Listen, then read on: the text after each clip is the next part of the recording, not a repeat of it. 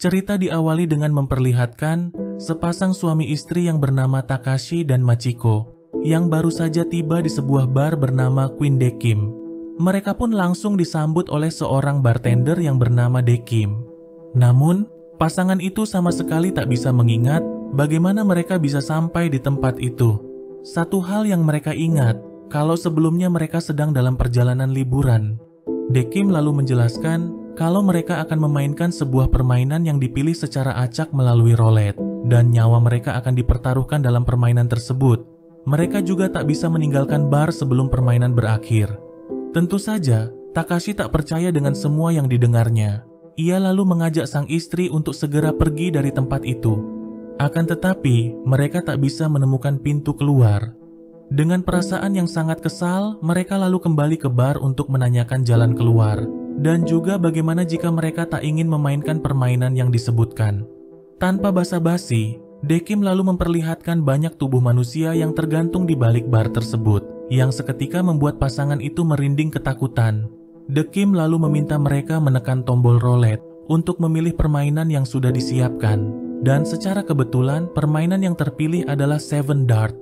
Namun, itu bukanlah permainan dart biasa, yang mana papan dart tersebut bergambar organ tubuh manusia yang tersambung dengan masing-masing organ tubuh pemain. Dan pemain pertama yang mencapai skor 0 akan menjadi pemenangnya. Jika mereka sudah kehabisan 7 dart yang dibagikan, maka pemain dengan nilai paling kecil lah yang menjadi pemenangnya. Pada awalnya, mereka tak percaya dan berpikir kalau itu hanyalah sebuah permainan biasa. Namun, ketika jarum dart yang dilempar Takashi mengenai gambar tangan, Machiko seketika merasa kesakitan pada tangannya. Hal yang sama juga terjadi pada Takashi. Ia tiba-tiba merasa sangat kesakitan di dadanya ketika jarum dart yang dilempar Machiko mengenai salah satu gambar organ tubuh. Tapi anehnya, tubuh mereka tidak terluka sama sekali. Takashi yang sangat marah pun langsung meminta penjelasan pada Dekim apa yang telah dilakukan pada mereka. Dekim pun kembali menegaskan kalau nyawa mereka adalah taruhan dalam permainan ini. Namun, jika tak ingin merasa kesakitan, mereka diperbolehkan melempar jarum dart di luar dari target. Dengan begitu, permainan akan berakhir dan Machiko akan keluar sebagai pemenangnya. Takashi kemudian segera memberitahukan hal itu pada Machiko. Secara bergantian, satu persatu jarum dart lalu mereka lempar di luar target. Akan tetapi, Takashi tiba-tiba teringat dengan tubuh bergelantungan yang ia lihat sebelumnya. Rasa ketakutan lantas mulai mempengaruhi tindakannya. Dan secara tak sengaja, jarum dart yang dilemparnya mengenai salah satu gambar di papan, yang seketika saja membuat Machiko merasa kesakitan. Machiko juga melakukan hal yang sama. Jarum dart yang dilemparnya mengenai gambar mata yang ada di target, dan seketika membuat Takashi merasa kesakitan pada matanya. Hal itu lantas membuat Takashi sangat kesal, dan bersiap untuk melakukan pembalasan. Machiko lalu memohon agar Takashi tidak mengenai bagian perutnya, karena ia sebenarnya sedang mengandung anak mereka. Awalnya, kabar bahagia itu membuat Takashi tenang sekaligus bercampur bahagia karena akan menjadi seorang ayah. Namun, di saat kembali melanjutkan permainan, Takashi tiba-tiba mengingat kalau selama ini ia mencurigai istrinya telah berselingkuh. Ia bahkan menduga jika anak yang dikandung oleh Machiko bukan anaknya. Isu perselingkuhan itu didengar oleh Takashi dari teman-teman Machiko saat di acara pernikahan mereka. Machiko pun langsung membantah semua hal itu, lalu menjelaskan kalau yang dibicarakan oleh teman-temannya bukanlah dirinya. Akan tetapi, Takashi tak peduli lagi dengan penjelasan Machiko dan kini berambisi untuk memenangkan permainan tersebut. Ia lalu hendak melempar satu jarum dart yang tersisa milik Machiko.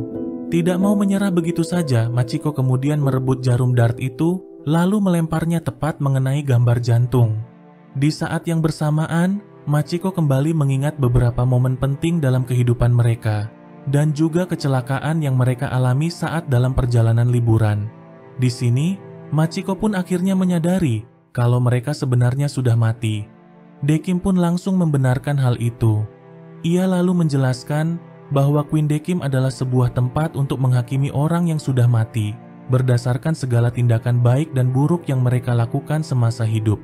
Dari situ pula akan ditentukan apakah mereka akan berenkarnasi atau dikirim ke alam hampa.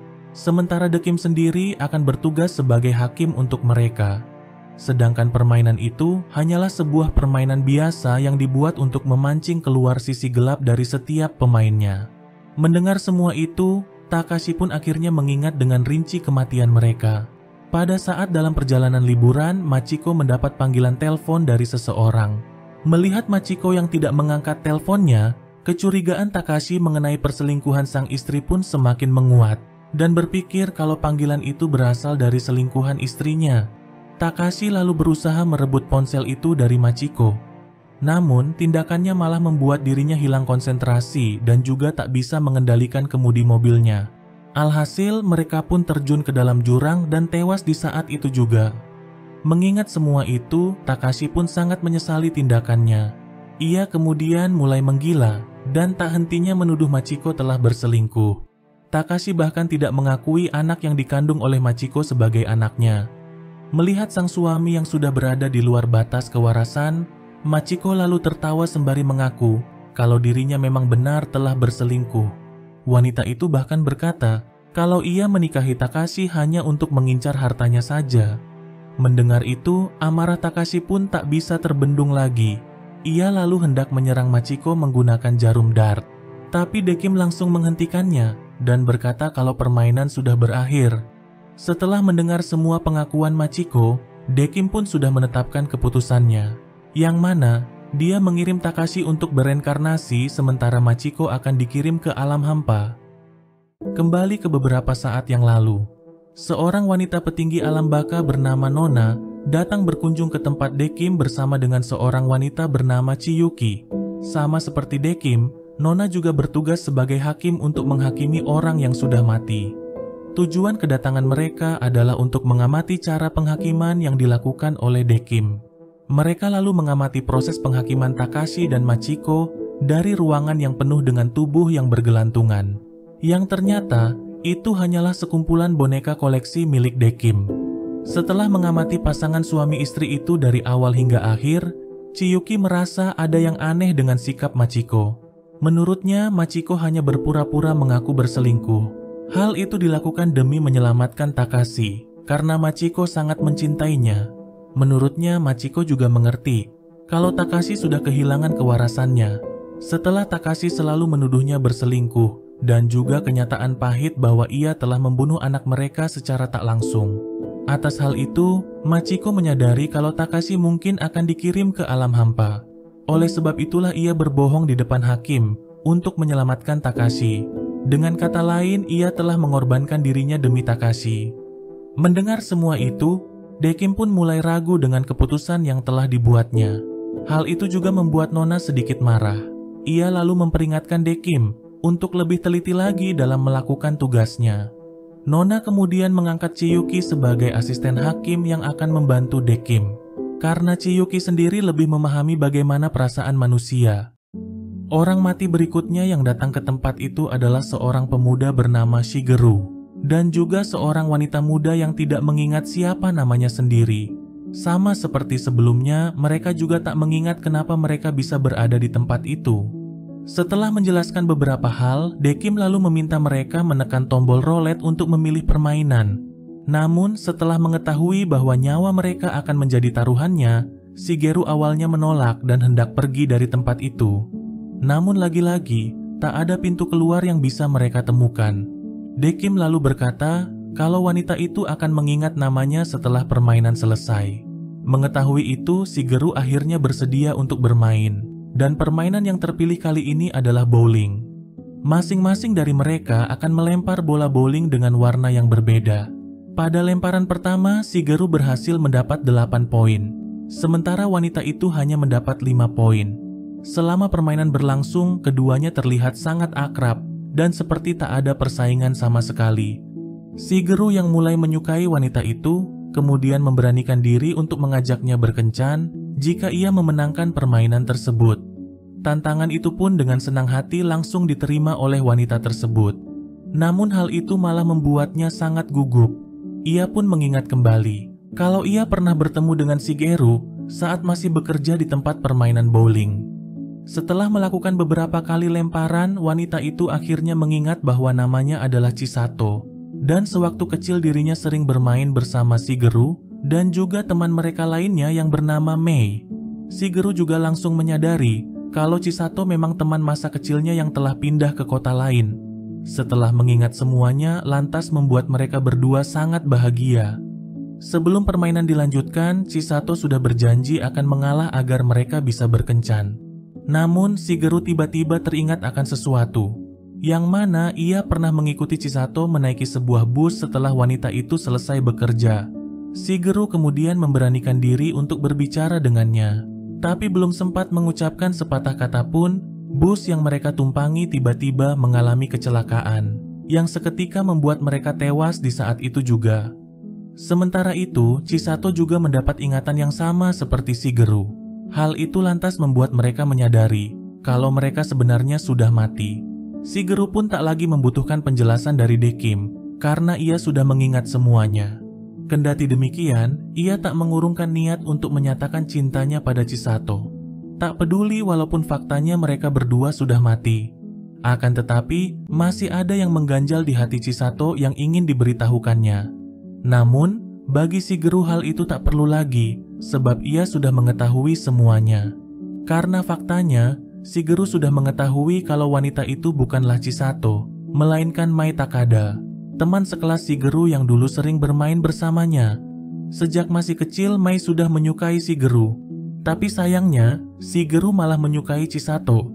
Oleh karena itu, Mai kemudian memutuskan untuk melakukan operasi plastik agar bisa mendapat perhatian Shigeru. Namun setelah kematiannya, Mai lupa akan siapa dirinya dan malah mengira kalau dia adalah Chisato. Kini keduanya pun dipertemukan kembali setelah kematian mereka. Dengan perasaan yang sangat bahagia, Mai pun langsung menerima cinta Shigeru. Dan itu membuat mereka resmi berpacaran walau hanya sesaat. Setelah itu, mereka pun harus kembali berpisah satu sama lain. Yang mana Dekim memutuskan mengirim mereka berdua untuk bereinkarnasi. Orang mati berikutnya adalah seorang pria bernama Yosuke dan juga seorang wanita bernama Misaki. Yosuke sendiri adalah seorang anak yang berasal dari keluarga broken home, di mana kedua orang tuanya sudah bercerai dan ayahnya menikah lagi. Ia pun tinggal bersama ayah dan juga ibu tirinya. Sementara Misaki adalah seorang selebriti terkenal yang seringkali membintangi acara reality show. Bahkan, saat tiba di Queen Dekim, ia mengira bahwa dirinya sedang direkam secara diam-diam dan berpikir kalau mereka sedang ada di dalam sebuah acara reality show. Karena bujukan dari Misaki, Yosuke pun akhirnya bersedia untuk bermain.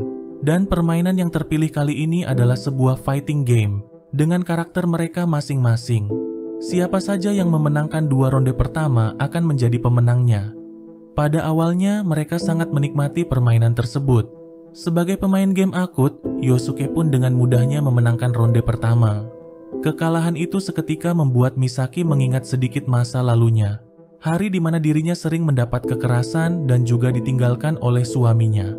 Sebelum pertandingan kembali dimulai, Misaki meminta bantuan Yosuke untuk membiarkannya menang di ronde kedua. Di tengah pertandingan, Dekim mengeluarkan sebuah alat yang bisa merusak kontrol game yang mereka mainkan. Dan yang menjadi korban pertamanya adalah Yosuke. Alhasil, ia pun kalah telak pada ronde kedua. Kekalahan itu lantas membuat Yosuke kembali mengingat bahwa dulunya ia sering dimarahi oleh sang ibu. Hingga akhirnya kedua orang tuanya memutuskan untuk bercerai. Sebelum ronde ketiga dimulai, Misaki lagi-lagi meminta Yosuke untuk mengalah. Ia masih berpikir kalau mereka sedang syuting sebuah acara TV. Oleh karena itu, ia tak mau menjadi pihak yang kalah. Akan tetapi, Yosuke mulai merasa ada yang aneh dengan tempat mereka berada saat ini. Mereka lalu meminta penjelasan pada Dekim. Dan betapa kesalnya Misaki di saat Dekim memberitahukan bahwa tak ada kamera tersembunyi yang merekam mereka. Permainan itu juga wajib untuk mereka selesaikan, dan setelah itu mereka akan mengetahui semuanya. Awalnya, Misaki sangat marah ketika mendengar semua itu. Namun, di saat mengingat boneka bergelantungan yang mereka lihat sebelumnya, rasa amarahnya seketika berubah menjadi rasa ketakutan. Ia berpikir, kalau yang tak mau bermain atau kalah dalam permainan pasti akan dibunuh. Misaki pun tak punya pilihan lain selain melanjutkan permainan. Di sini, sisi gelap Misaki akhirnya mulai keluar secara perlahan. Dia mulai memikirkan berbagai cara untuk menang karena sangat takut akan kematian. Pada awalnya, Misaki berhasil membuat Yosuke terpojok dengan serangan bertubi-tubi. Namun tiba-tiba, Dekim mulai menguji Misaki dengan merusak kontrol permainannya. Karena tidak mau kalah, Misaki kemudian langsung menyerang Yosuke secara langsung dengan membenturkan kepalanya. Hal itu dilakukan karena ia sangat takut jika sampai kalah. Setelah itu, Misaki pun kembali melanjutkan permainan seorang diri. Sementara itu, Yosuke akhirnya mendapatkan kembali ingatannya. Dulunya, Yosuke selalu mengurung dirinya di kamar dan menghabiskan waktu untuk bermain game. Ia juga selalu mengacuhkan ibu tirinya yang sudah bersikap sangat baik padanya. Di saat Misaki sudah hampir memenangkan permainan, Yosuke tiba-tiba terbangun dan kembali bermain. Dengan sedikit nyawa yang tersisa, mereka kemudian saling melancarkan serangan terakhir. Di saat yang sama, Misaki dan Yosuke akhirnya mengingat kematian mereka masing-masing. Karena merasa hidupnya sangat hampa, Yosuke pun memutuskan untuk mengakhiri hidupnya dengan melompat dari kamarnya. Sementara Misaki adalah seorang selebriti yang sangat arogan, yang sering memukul manajernya sendiri hanya karena kesalahan yang kecil. Karena dendam yang sudah tidak terbendung lagi, sang manajer pun akhirnya menghabisi Misaki. Pertandingan itu pun akhirnya berakhir dengan seri. Misaki sama sekali tak bisa menerima kenyataan kalau dirinya sudah mati. Ia belum sanggup untuk meninggalkan anak-anaknya yang masih sangat kecil. Tapi sayang, semuanya sudah terlambat. Yosuke juga sangat menyesali keputusan bodoh yang telah dilakukannya. Dekim kemudian langsung menenangkan mereka berdua dan berkata kalau mereka sudah berusaha melakukan yang terbaik. Ia juga sudah menetapkan keputusannya. Ia memutuskan mengirim Yosuke untuk bereinkarnasi, sementara Misaki akan dikirim ke alam hampa. Orang modar berikutnya adalah seorang perempuan bernama Mayu dan juga seorang pemuda bernama Harada. Harada sendiri merupakan salah satu anggota boyband yang sangat terkenal. Dan secara kebetulan, Mayu adalah penggemar berat Harada. Pertemuan itu lantas membuat Mayu sangat bahagia. Sementara yang menjadi hakim mereka kali ini adalah Ginty. Karena sangat bahagia, Mayu tanpa pikir panjang langsung menekan tombol roulette untuk memilih permainan yang akan mereka mainkan. Ginty kemudian membawa mereka ke sebuah arena permainan yang bernama Twister. Yang mana, mereka harus meletakkan salah satu kaki atau tangan mereka secara bergantian pada sebuah lingkaran warna yang dipilih secara acak oleh seekor kucing. Jika mereka terjatuh dan tidak menempatkan tangan atau kaki di tempat yang diperintahkan, maka akan dinyatakan kalah. Pada awalnya, permainan berjalan dengan sangat lancar. Mereka dengan mudah menempatkan tangan dan kaki pada tempat yang diperintahkan. Namun tak lama kemudian, Ginty mulai mengubah arena permainan menjadi jauh lebih sulit. Pertama, ia membuat lantai arena permainan menjadi sangat panas dan juga sangat dingin.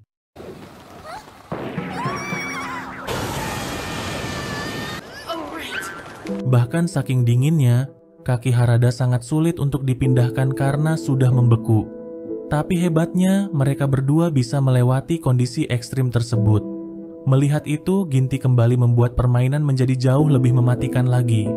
Ia membuat lantai arena permainan tiba-tiba menghilang, dan hanya menyisakan beberapa tiang penyangga sebagai tumpuan mereka. Sementara di bawah, sudah ada banyak jeruji besi yang siap menghujam mereka jika terjatuh. Begitu ada yang terjatuh, maka permainan akan langsung selesai. Peraturan baru itu seketika membuat sisi gelap mereka mulai keluar. Masing-masing dari mereka berpikir untuk saling menjatuhkan satu sama lain. Harada pun sudah bersiap untuk mendorong Mayu. Akan tetapi, ingatan mereka berdua perlahan mulai kembali. Mayu mengingat kalau lagu-lagu Harada lah yang selalu menghibur dirinya di saat sedang kesulitan. Oleh karena itu, ia pun sangat berterima kasih pada Harada. Sementara kematiannya sendiri bisa dibilang sangatlah konyol, yang mana ia tewas karena jatuh akibat terpleset sabun di kamar mandi. Kepalanya pun membentur lantai dan membuatnya modar di saat itu juga. Sedangkan Harada dulunya merupakan seorang playboy yang kerap berganti pasangan. Ia bahkan berpacaran dengan seorang fansnya yang bernama Kana. Namun, hubungan itu tidak berlangsung lama, karena Harada langsung memutuskan Kana dengan senyuman tanpa rasa bersalah sama sekali. Karena sangat terpukul, Kana akhirnya memutuskan untuk mengakhiri hidupnya. Setelah itu, Harada lalu berpacaran dengan adik Kana yang bernama Lisa. Akan tetapi, tujuan Lisa mendekati Harada hanya untuk balas dendam. Dia kemudian membunuh Harada dengan memasang bom di kamarnya.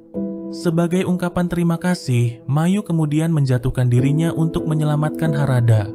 Tapi Harada langsung menahannya dengan sekuat tenaga agar tidak terjatuh.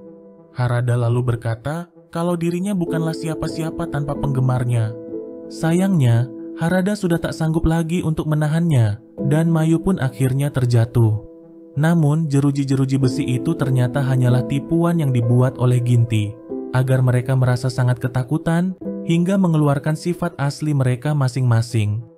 Setelah permainan itu, Ginty pun sudah membuat keputusan, yang mana dia mengirim Harada ke alam hampa, sedangkan Mayu akan bereinkarnasi. Di sini kemudian terjadi hal yang tidak terduga. Mayu merasa tidak tega kalau Harada akan dikirim ke alam hampa. Ia pun coba bernegosiasi dengan Ginty, dengan meminta agar dirinya diizinkan menggantikan Harada menuju alam hampa.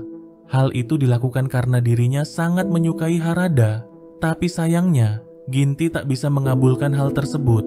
Tak ada pilihan lagi, Mayu kemudian memohon agar dirinya dikirim ke alam hampa bersama dengan Harada. Pada akhirnya, Ginty pun mengirim mereka berdua ke alam hampa. Demikianlah rasa suka yang dimiliki oleh Mayu terhadap idolanya tetap terbawa sampai mati. Ia bahkan sampai rela menuju alam hampa, asalkan bersama dengan orang yang disukainya.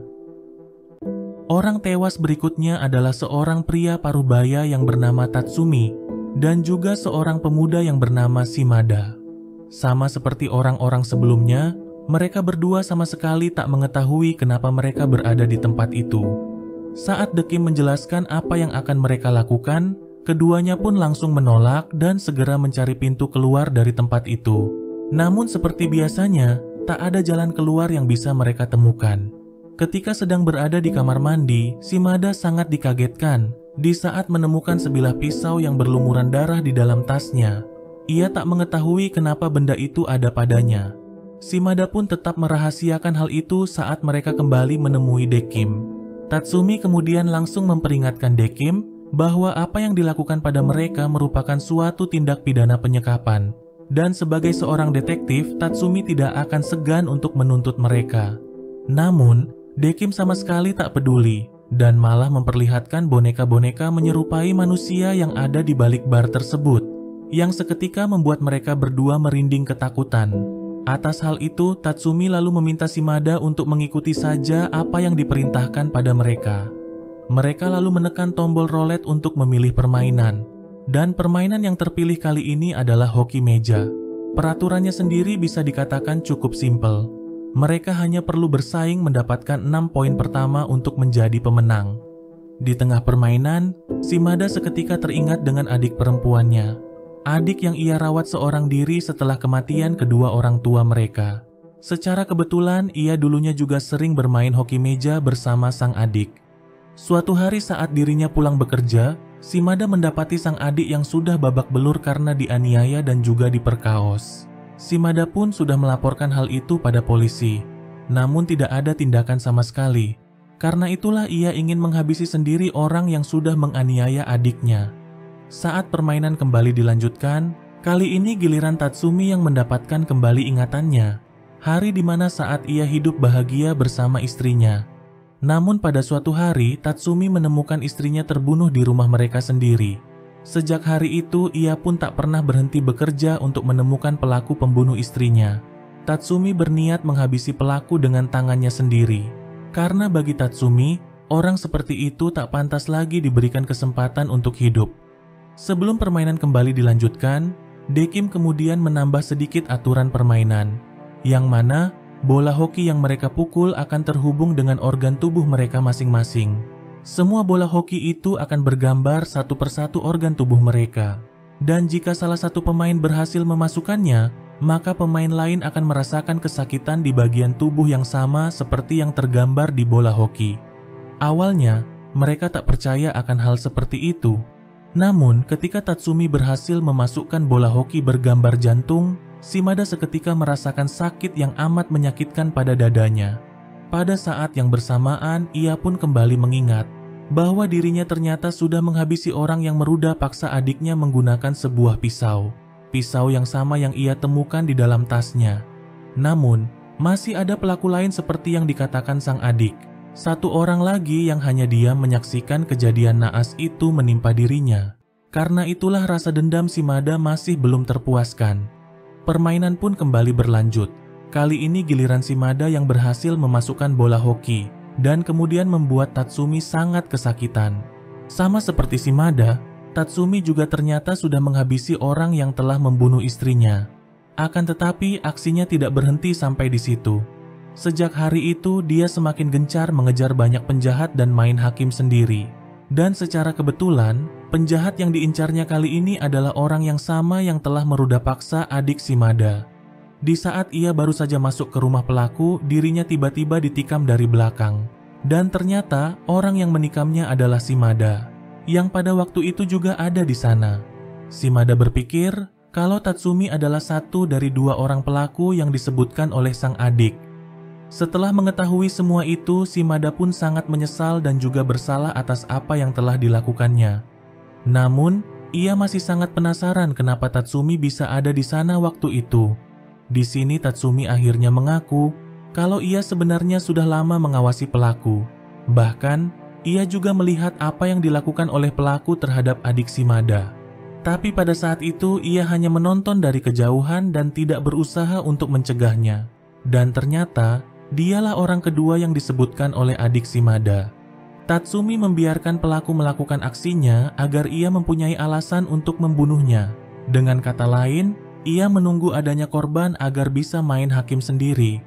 Mengetahui itu, lantas membuat Shimada sangat murka. Ia pun hendak menyerang Tatsumi dengan segenap rasa amarahnya. Namun, Dekim langsung menghentikannya. Setelah mendengar pengakuan Tatsumi, Dekim kemudian menguji Shimada dengan memberinya kesempatan untuk menyiksa Tatsumi. Hal itu pun langsung ditentang oleh Chiyuki. Ia berkata kalau apa yang dilakukan Dekim bukanlah sebuah penghakiman, melainkan hanya memancing Shimada untuk menjadi orang yang sangat brutal.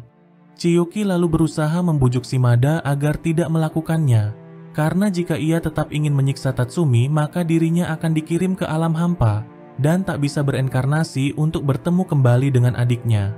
Namun sayangnya, rasa kebencian dan juga dendam Shimada sudah memenuhi seluruh hatinya. Ia pun lebih memilih untuk menghujamkan pisaunya pada Tatsumi. Atas hal itu, Dekim lalu memutuskan untuk mengirim mereka berdua menuju alam hampa. Orang meninggal berikutnya adalah seorang nenek tua bernama Sachiko, yang terlihat sangat tenang dan sama sekali tak khawatir di mana dirinya berada. Ia bahkan dengan senang hati bersedia untuk memilih permainan. Dan permainan yang terpilih untuknya adalah kartu. Namun kali ini sedikit berbeda, yang mana Dekim dan juga Chiyuki akan ikut bermain bersamanya. Ketika melihat salah satu gambar yang ada di kartu, si nenek pun langsung mengingat kalau dirinya adalah seorang mangaka. Karena kartu-kartu itu bergambarkan banyak karakter manga hasil karyanya. Sachiko juga langsung menyadari kalau dirinya sebenarnya sudah meninggal dan kini sedang berada di alam baka. Ia sadar setelah melihat salah satu gambar karakter di kartu miliknya. Karakter yang belum sempat untuk digambarnya dan hanya ada di dalam pikirannya. Berbeda dari yang lain, Sachiko sama sekali tak kaget mengetahui fakta bahwa ia sudah meninggal. Ia juga tak mau repot-repot untuk mengetahui bagaimana dirinya bisa mati, karena ia sudah menjalani hidup yang sangat bahagia.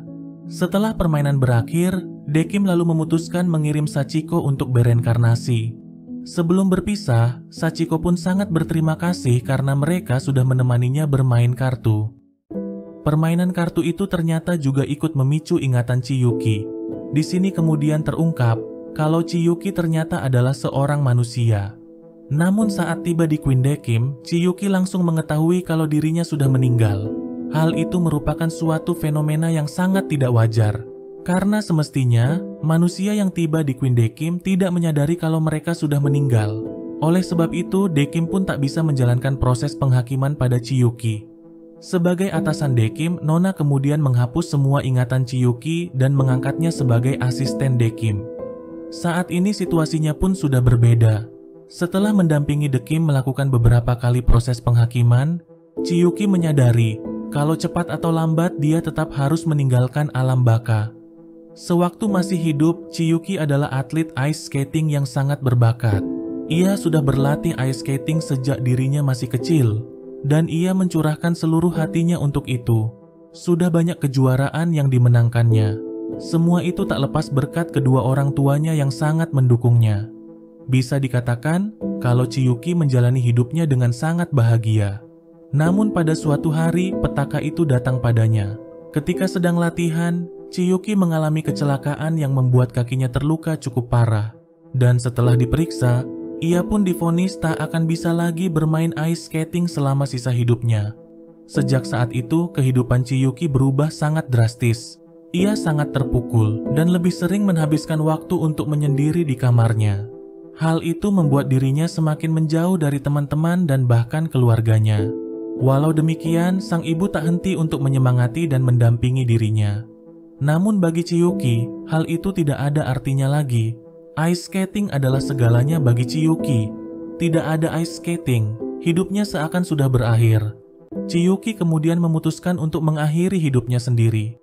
Ketika terbangun, Chiyuki sangat kaget di saat mendapati dirinya sedang berada di rumahnya.